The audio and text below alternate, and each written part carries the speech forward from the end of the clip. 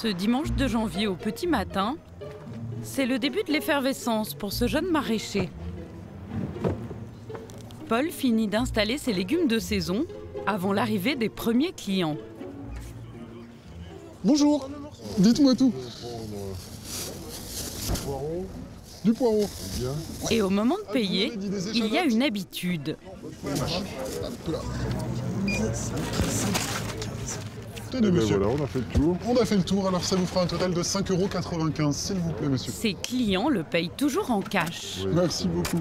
5,95, 6, 8 et 10. Merci beaucoup, monsieur. Je vous souhaite une très bonne journée. Et ici, même si certains commerçants acceptent la carte bleue, la plupart d'entre eux ne se font payer qu'en liquide.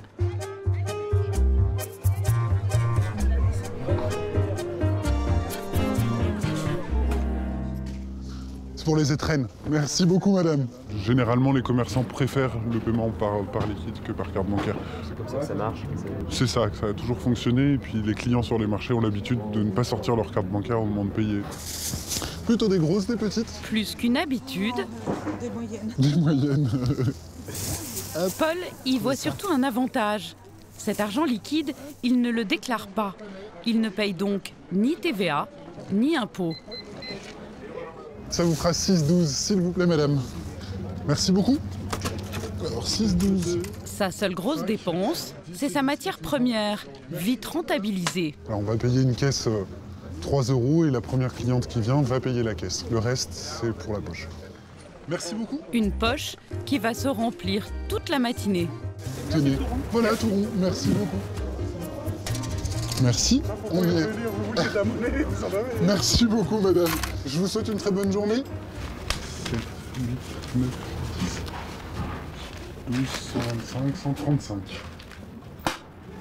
Vous avez fait combien aujourd'hui? 135 € dans la matinée. Donc sur ça, il y aura 55 € d'achat. Et ensuite, avec la perte et ce qu'on pourra refaire, pouvoir m'en servir pour payer le loyer, payer les factures, et puis voilà. Une fois ses frais déduits, Paul a gagné 80 € ce jour-là. En travaillant tous les week-ends, il peut percevoir jusqu'à 1 000 € par mois, net dans sa poche. Officiellement, Paul n'est pas maraîcher, il est au RSA, ce qui lui permet de frauder incognito. Je n'apparais nulle part. Ça n'apparaît nulle part que je fais les marchés aujourd'hui, ça apparaît nulle part que je travaille à cet endroit, à part si j'avais un contrôle et auquel cas je déclarerais la recette de la matinée, mais sinon, je peux pas en déclarer beaucoup. Pour ces agissements illégaux, il encourt une amende pouvant aller jusqu'à 500 000 € et 5 ans de prison. Mais il n'est pas le seul. Malgré ces risques, nombreux sont les commerçants à frauder le fisc.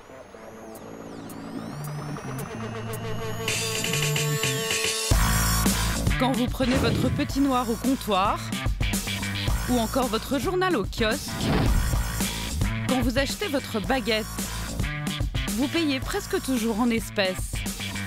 Plus de la moitié des transactions en France se font en argent liquide. Pour certains des 580 000 commerçants qui brassent toutes ces espèces, la tentation est grande de ne pas tout déclarer. Cette économie parallèle n'a jamais été aussi florissante depuis qu'un ras-le-bol fiscal s'est installé dans l'esprit des Français. Rien que pour la fraude à la TVA, on estime à 14 milliards d'euros le manque à gagner pour l'État. Alors, qui sont ces commerçants hors la loi? Comment s'y prennent-ils? Et peuvent-ils agir en toute impunité? Voyage au royaume de l'argent liquide. Une certitude, certaines activités brassent plus d'espèces que d'autres.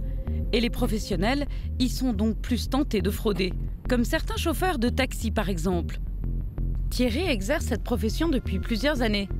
Et comme beaucoup de ses confrères, ce métier, il ne l'a pas vraiment choisi par amour de la route. Pas mal de gens se mettent à faire taxi parce que voilà, ils savent qu'il y a beaucoup de liquide qui circule et ça nous permet de ne pas pouvoir tout déclarer. Je connais pas un taxi qui déclare tout. C'est impossible. Officiellement, Thierry gagne 1 360 € par mois. Un petit salaire qu'il réussit à doubler en faisant de l'argent au noir. Ce soir, rien qu'avec ses 4 premières courses toutes payées en liquide, son vide-poche est déjà plein. Avec Solf, j'ai fait tout ça en espèces. Il doit y avoir à peu près 100 €, voilà. Là j'ai 40, 50 et 50, voilà. Du liquide que Thierry s'est habitué à manipuler depuis qu'il est chauffeur de taxi. Ah bah après quand vous en manipulez plus, vous avez les champignons qui poussent.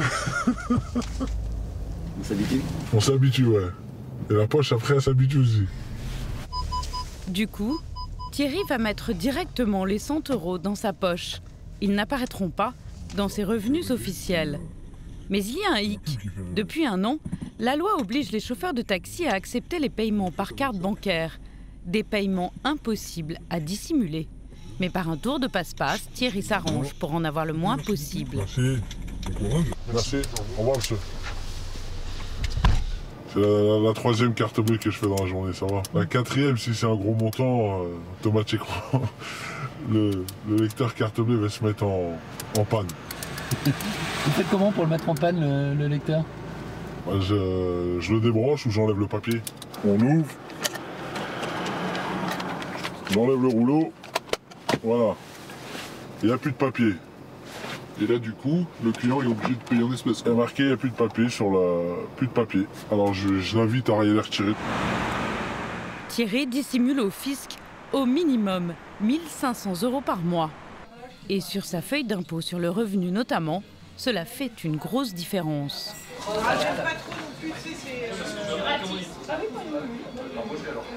16 332. Et ça, c'est ce que vous gagnez réellement? Non. On va dire il y a le double à peu près. Avec ses revenus, Thierry doit payer 940 € d'impôts. De notre côté, avec un simulateur sur Internet, nous avons calculé ce qu'il devrait réellement payer.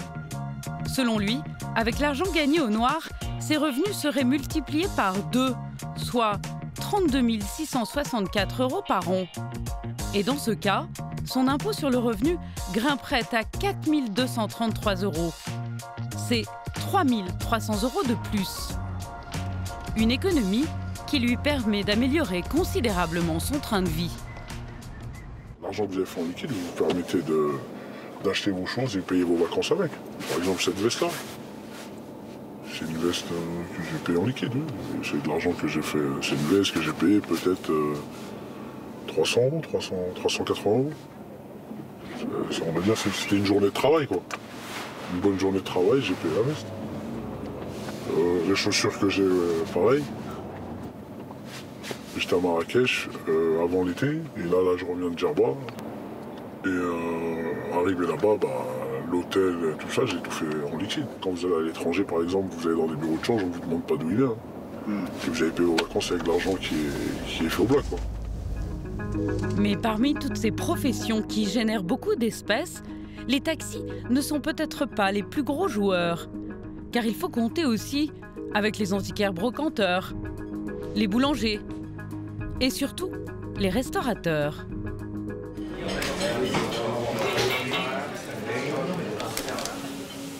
Dans son restaurant, est-ce qu'on a des herbes un peu là? Qu'est-ce que tu as comme herbe? Xavier de Namur peut aujourd'hui se concentrer sur les détails. La bonne présentation des assiettes par exemple. Tout simple, juste vert. On a le orange, on a le vert et puis les deux petits rouges des radis. D'accord? Merci messieurs. C'est vrai que ce restaurateur qui possède 5 restaurants dans ce quartier très couru à Paris a, comme on dit, les reins solides. Voilà, donc ça fait 55. Et ici, sur les tables, l'addition se règle souvent en espèces, comme c'est le cas dans la plupart des restaurants. Ah non, ça va paraître... Un mode de paiement qui pèse dans la balance au moment de faire les comptes. Donc on a, voilà, par exemple, sur une recette de 8 500 € hors taxe, on va avoir 4 000 € de carte bleue, les chèques 195 € et 4 300 € d'espèces. Voilà, donc ça c'est par exemple une journée de travail.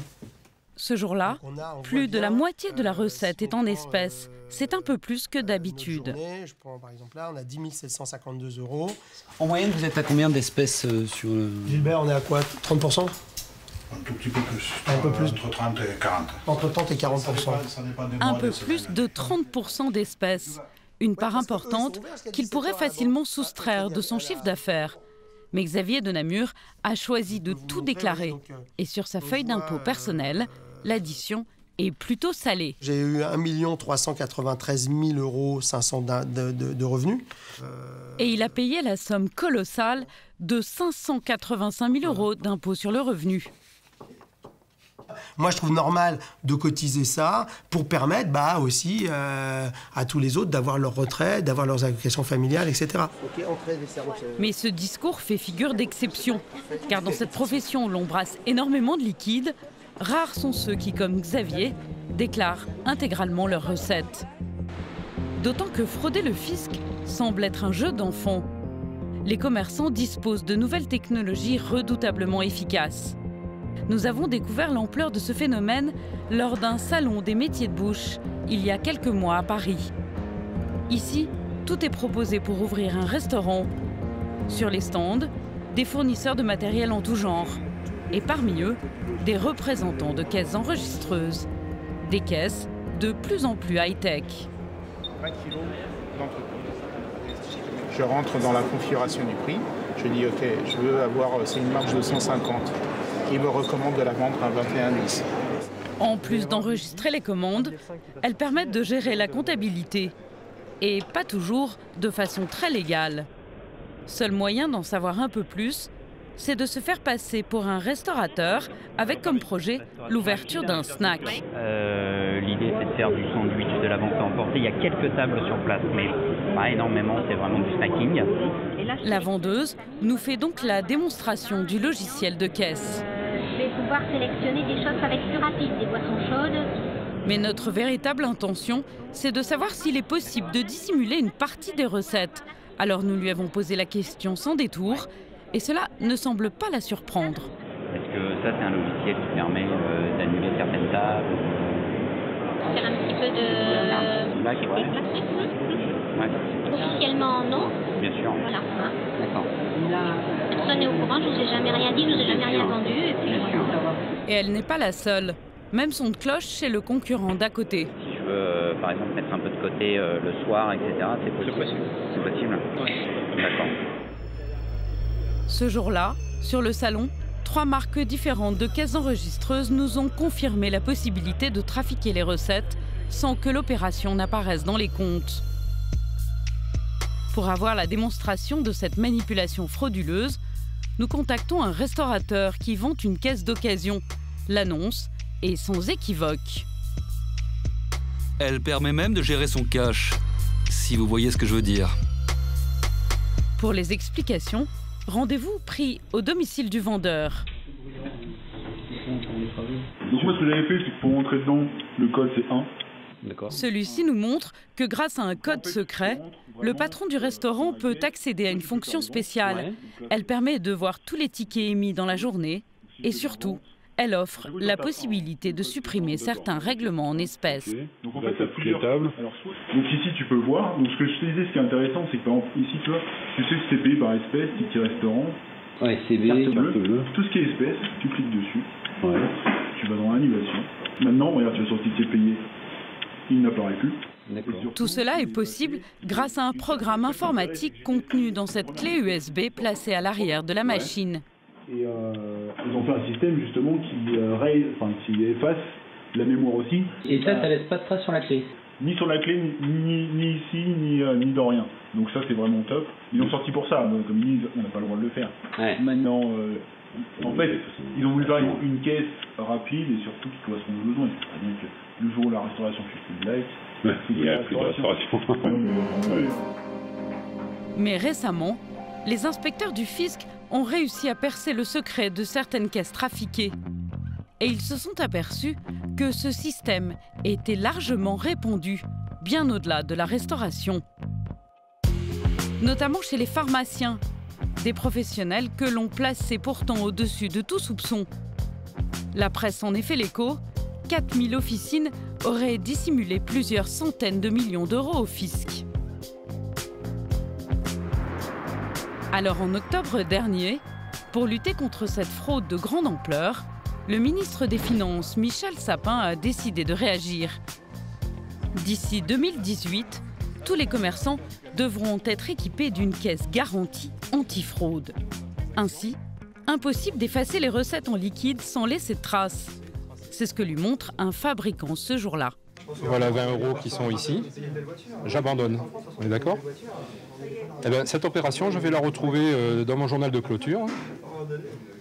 Donc on y accède ici, mais il est sécurisé. Et ici, je vois que mon abandon de 20 € se trouve ici. Il a été fait à 10h24 par le vendeur numéro 4. Un système qui serait impossible à pirater selon les fabricants et permettrait donc aux contrôleurs du fisc de repérer toute tentative de fraude du commerçant. Mais cette loi va-t-elle vraiment tout changer ? Christophe et Nicolas, deux commerciaux spécialisés dans la vente de ces nouvelles caisses, n'attendent pas 2018 pour faire du porte-à-porte. Si pour eux, cette récente réglementation est une aubaine, c'est loin d'être le cas pour les commerçants. Bonjour mesdames. Bonjour la société les caisses enregistreuses. On fait écho à une nouvelle loi sur une obligation d'avoir une caisse certifiée ou homologuée, en tout cas sécurisée, pour les caisses enregistreuses. Vous en avez déjà entendu parler? Oui. C'est quelque chose que vous souhaitez aborder? Celle-ci est bonne, normalement. Oui, donc on va vous faire... Votre fabricant, elle a été faite. Donc... La boulangère est convaincue que sa machine est déjà aux normes, mais elle va vite déchanter. C'est la norme NF525. Malheureusement, votre caisse... Non, vous ne croyez pas? Non, elle ne sera pas compatible. Elle ne sera pas compatible? Non, il faudra la changer. Il faudra la changer carrément? Il n'y a pas de modif de... Non, parce que ça... Elle devra donc débourser près de 4 000 € pour s'équiper d'une nouvelle caisse aux normes. Sinon, elle risquera une amende de 5 000 €. Et elle ne comprend pas pourquoi ce serait aux commerçants et non à l'État de supporter le coût de cette mesure antifraude. Ça reste un gros investissement pour une petite boutique comme nous. Ils sont énervés là. Un petit peu, parce que oui, un petit peu. Non, mais c'est surtout je me pensais à l'abri, justement en ayant ce genre de matériel. Je pensais pas que c'est du matériel qu'à 4 ans. Quand j'ai investi il y a 4 ans, on m'a pas parlé de cette norme ou de cette évolution tout au moins de la norme. Donc je pensais que... Pour vous, c'est une surprise? Mauvaise surprise. Un dispositif coûteux pour les commerçants et qui ne changera sans doute pas grand-chose pour les fraudeurs très motivés. Car de l'aveu même de nos deux commerciaux pendant leur tournée, il existe un moyen très simple de contourner cette nouvelle loi. Là, dans les faits, on peut aussi ne pas rentrer la commande dans la machine simplement. Si la personne paye en monnaie, dire bah, je prends ça. Vous tapez pas sur la machine, vous tapez pas. Hein. Voilà. Vous n'avez pas de caisse. Vous n'avez pas de caisse. Oui. Il suffit donc de ne jamais rentrer une commande sur sa caisse pour continuer à frauder le fisc. Mais pour contrer les commerçants fraudeurs, le gouvernement doit faire face à un autre problème, de plus grande ampleur. La majorité des petits achats de la vie quotidienne se fait en liquide, et non pas en carte bleue, qui est plus facile à tracer. Vous voyez ici? D'ailleurs, beaucoup de commerçants encouragent cette pratique en fixant des minimums pour les paiements en carte bleue. Dans cette boulangerie par exemple, on doit forcément payer en liquide pour des achats inférieurs à 10 €. Dans ce parking, c'est jusqu'à 12 €. C'est tout à fait légal et les commerçants affirment avoir une bonne raison. Alors ça fait 5,80 chacune. Comme nous l'explique ce cafetier. Voilà, pour un café à 1 € ou 2 € de prendre la carte bleue, ça va me coûter très cher. Voilà. En effet, quand il encaisse un achat en carte bleue, le commerçant doit reverser une commission à sa banque. Et c'est étonnant, mais sur les petits montants, sa banque lui ponctionne une commission bien plus importante proportionnellement que sur les gros montants. Ainsi, sur une addition élevée, 50 €, votre commerçant devra reverser à sa banque une commission de 22 centimes, soit 0,44% du montant. Par contre, sur une addition à 5 € seulement, le cafetier devra payer une commission de 10 centimes, soit 2% du montant. Au final, sur une addition de 5 €, votre cafetier est donc en moyenne 5 fois plus ponctionné par sa banque que sur une addition de 50 €. Officiellement, ce serait donc parce que les frais bancaires sont trop chers sur les petits achats que les commerçants n'acceptent que du liquide. Certainement pas pour faire du black. Quoi qu'il en soit, pour éviter tous ces petits paiements en espèces, Michel Sapin, le ministre des Finances, a décidé de lever ce frein. Il a sommé les banques de baisser leurs commissions sur les cartes bleues pour les petits achats à partir de décembre 2015. Mais depuis l'entrée en vigueur de cette nouvelle mesure il y a 1 mois et demi maintenant, les choses ont-elles vraiment bougé? Pour le savoir, nous nous sommes rendus dans l'est de la France, chez une fleuriste. Jusque-là, Aurore n'acceptait que du liquide pour les achats de moins de 10 €. Et depuis la nouvelle mesure, sa banque ne lui a toujours rien proposé. Personne ne vous a dit que vos commissions pouvaient baisser? Bien sûr que non. Personne n'a intérêt à nous dire que les commissions baissent. Les banques n'ont pas intérêt à nous dire que le taux doit baisser. Les banquiers font peut-être pas trop leur service de conseiller financier. 2, 4, 6 et 7. Sa banque ne semble donc pas pressée de mettre en œuvre cette mesure antifraude. Alors Aurore a pris les devants. Elle a contacté son banquier qui, devant son insistance, lui a concédé une baisse de ses commissions de près d'1 quart. Merci bien. Bonne journée à vous, monsieur. Merci, dame. Au revoir, merci. Pourtant, malgré la réduction qu'elle a obtenue, Aurore n'accepte toujours pas les paiements par carte bleue en dessous de 10 €. Car elle trouve que même avec cette baisse, cela lui coûte encore bien trop cher. La grosse différence, c'est que ça va me recoûter de l'argent que ça ne me coûtait pas aujourd'hui. Moi, un paiement en espèces ne me coûte rien, si ce n'est d'aller le déposer en banque, c'est tout. Aurore préfère donc toujours se faire payer en espèces. Bonne journée. À vous aussi, au revoir. Au revoir. Des commerçants qui ne jouent pas le jeu, des banquiers récalcitrants, cette mesure antifraude a du mal à se mettre en place. Selon notre enquête, malgré les injonctions du ministre, certaines banques auraient même refusé à leurs clients commerçants la moindre baisse de leur commission. Comme ce mail, adressé par une grande banque à un commerçant du nord de la France il y a 10 jours. Nous n'avons pas d'informations concernant cette mise en œuvre dans notre banque. L'argent liquide semble donc avoir encore de beaux jours devant lui chez les commerçants. Et pas seulement pour les petits achats. Vous allez voir que certains magasins acceptent même de très gros montants en espèces, quitte à franchir la ligne jaune. C'est ce que nous avons découvert en nous rendant chez un joaillier de renom en caméra cachée. Bonjour. Nous repérons une montre en or à 8 820 €. C'est beau, extra plat. Nous souhaitons régler une grande partie de la somme en liquide. Seulement voilà, depuis septembre 2015, la loi stipule que les commerçants ne peuvent accepter des espèces que jusqu'à 1 000 €.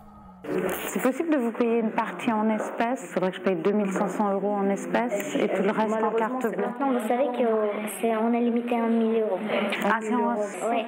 Ils ont changé la loi au mois de septembre. Je savais pas. Franchement, c'est dommage. A priori, notre vendeuse refuse notre proposition.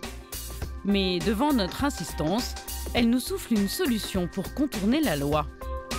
Toutes les personnes résidant à l'étranger, elles, ont le droit de payer en liquide jusqu'à 15 000 €.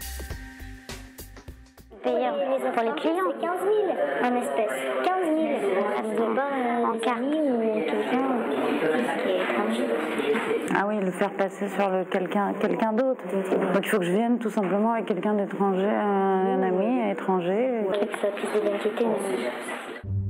Grâce à un complice étranger, notre vendeuse peut donc accepter notre liquide sans se retrouver dans l'illégalité en cas de contrôle.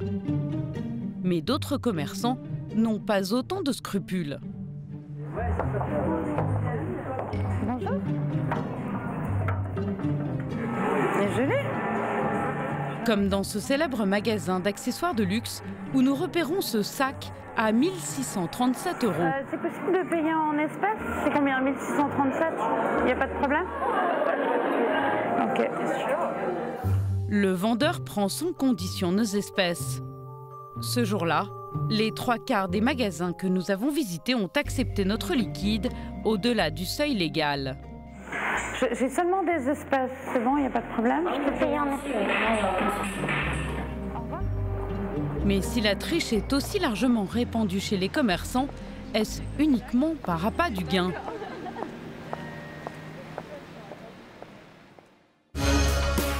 Au cours de notre tournage, nous avons rencontré une catégorie inattendue de fraudeurs. Ils n'agiraient pas pour le profit, mais pour une question de survie économique. Nous avons fait la connaissance de Marc, qui possède ce sauna jacuzzi. Le sauna. Il y a un jacuzzi là. Dans ce modeste établissement de province, la clientèle n'est pas toujours au rendez-vous. La semaine dernière, je crois que j'ai un jour, le 27 ou le...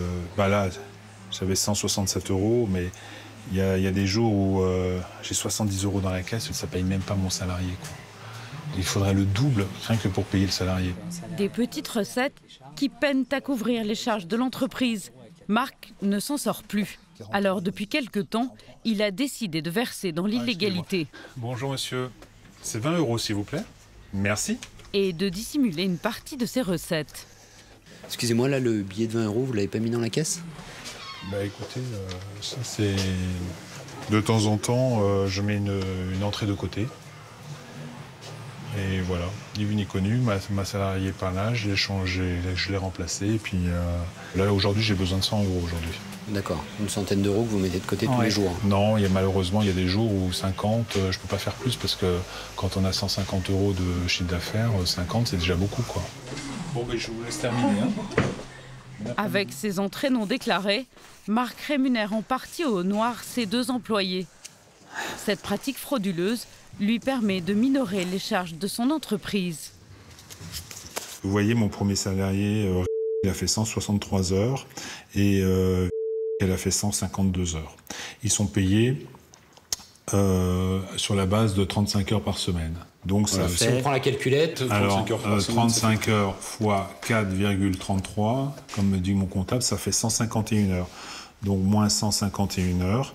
Donc là, il a fait 12 heures de plus. Des heures supplémentaires qu'il va payer en espèces. Et cela fait une grosse différence dans les comptes. Là, je lui donne 85 €, bon j'arrondis, hein, 85 €, il sera content. 85 € net, s'il déclarait la majoration des heures supplémentaires, plus les charges, il a calculé qu'il devrait débourser plus du triple. Ça me coûterait 300 € pour les payer ces 12 heures supplémentaires. Il faudrait que je fasse 300 € de chiffre d'affaires. De toute façon, j'aurais même pas les moyens. 300 €, c'est une journée, plus d'une journée de chiffre d'affaires. Comment voulez-vous faire ? Des employés qui sont rémunérés au noir, tout comme le patron. À l'image de beaucoup d'autres chefs de petites entreprises fragiles, Marc vit modestement sur les recettes cachées de son sauna. Il n'y a pas de signe extérieur de richesse, vous trouverez nulle part. J'ai pas de Porsche, je prends pas l'avion, je vais pas dans des restaurants, je m'habille en solde. Je fais pas pour voler, quoi. Je fais pour survivre.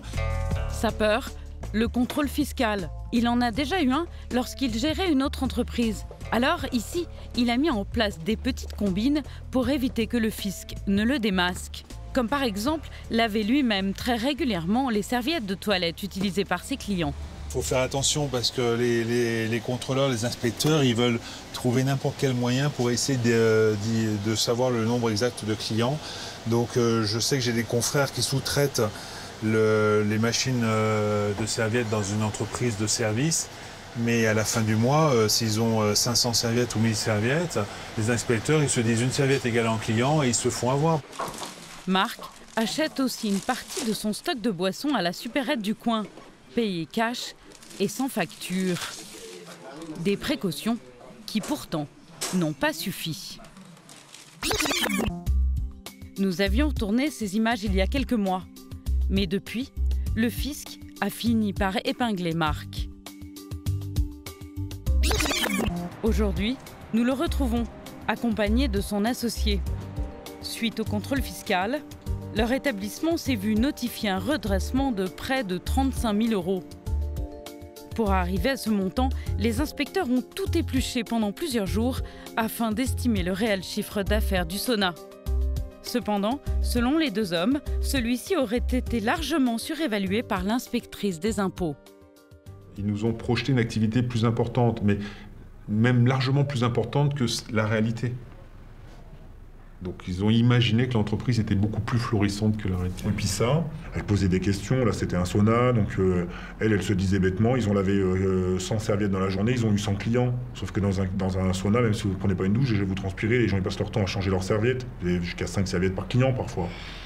Donc quand vous en avez lavé 100, vous n'avez pas eu 100 clients malheureusement, vous en avez eu 20, 25. On n'avait pas les moyens de se payer un avocat à 7 000 €. Donc il fallait qu'on se défende avec ce qu'on avait, et le peu qu'on avait, c'était pas suffisant. Avec les difficultés, on a déposé le bilan. Effectivement, pour ne pas avoir à payer ce redressement de 35 000 €, ils ont préféré liquider leur commerce. L'État n'a pas récupéré un centime. Mais des commerçants aussi fragiles économiquement qu'eux et qui font du black, il y en a beaucoup d'autres. Et certains l'assument même publiquement. Et on s'est souvent posé la question, mais depuis le temps que les patrons demandent la baisse des charges, c'est ici que se retrouve régulièrement ce collectif de petits patrons. Leur croisade, la pression fiscale qui pèse sur eux. Les taxes s'accumulent et elles ont toutes un nom barbare. Pour notre entreprise, on a 3 500 € de taxes foncières. On a la CFE, 1 400 €. On rajoute maintenant une TLPE, qui est une taxe sur les enseignes. On paye sur les droits d'usage de la chaussée. À ça, on a des nouvelles taxes aussi sur les salaires, puisque bon, on vient d'arriver à avoir les mutuelles maintenant supplémentaires. On en a marre. On ne peut plus payer tout ça. Alors les commerçants se demandent s'ils peuvent s'en sortir sans faire du black. Le sujet fait débat. Je veux dire que le commerce qui a pignon sur rue ne peut pas se permettre de faire du black. Ça, mais arrêtez, il faut arrêter. Ça dépend des professions. Alors, pas tous à la fois, s'il vous plaît. Si on veut vivre et si on veut faire bouger encore le pays, il faut qu'il y ait du black. Pourquoi? Si on n'avait pas ça, on serait mort. Pourquoi? Parce qu'il y a trop de charges. C'est toujours le même principe. Exactement. Exactement. Toujours le même principe. Voilà. Et le problème est là, c'est qu'on est écrasé sous des charges. Sur la part patronale, vous avez quelques... Être contraints de tricher s'ils veulent sortir la tête de l'eau, faire baisser leurs charges, c'est ce que revendique Guillaume de Thomas, le porte-parole de ce collectif. Dans les grandes entreprises. Aujourd'hui, l'entrepreneur, il n'a pas les moyens. L'entrepreneur, il est obligé de mettre un petit peu d'argent de côté, il est obligé d'avoir un billet de 10 pour payer le petit service, la petite heure supplémentaire au black. Il ne peut pas faire autrement, l'entrepreneur. Des commerçants qui se disent tellement pressurisés que certains finissent par craquer. Un truc, c'est que, en ce qui me concerne, j'ai l'établissement du Havre, je loge. C'est beaucoup de souffrance, hein. Les chefs d'entreprise, c'est énormément de souffrance en permanence. C'est des contrôles fiscaux, c'est de la pression, vous êtes soupçonnés, vous empêchez, vous encaissez. Je loge dans la cave. Donc il loge dans son établissement parce qu'il n'a pas les moyens, les chefs d'entreprise, il n'a pas les moyens d'avoir un logement. Et ça, c'est pour garder le salarié. Quand vous en êtes là, vous n'avez pas l'impression de voler qui que ce soit quand vous gardez 100 € pour vous. À la fin de la semaine... Pour subvenir aux besoins de l'entreprise, pour payer les factures, pour payer effectivement toutes les charges qui sont présentes. Tu peux pas te payer. J'ai préféré... T'as plus de salaire. J'ai préféré enlever mon salaire et vivre dans l'établissement. Parce que tu n'as plus les moyens d'avoir de loyer. Et ça fait longtemps que vous êtes comme ça? 3 ans. 3 ans. Et comment vous envisagez la suite? Il n'y a pas de suite. Le rêve d'avoir ouvert des entreprises s'efface. C'est un cauchemar. C'est-à-dire que aujourd'hui, je veux vraiment tout arrêter. Ce collectif martèle régulièrement devant la classe politique qu'il faudrait épargner les petits patrons en difficulté. En 2015, le nombre de faillites de commerçants a atteint des chiffres records. 10 493 d'entre eux ont mis la clé sous la porte.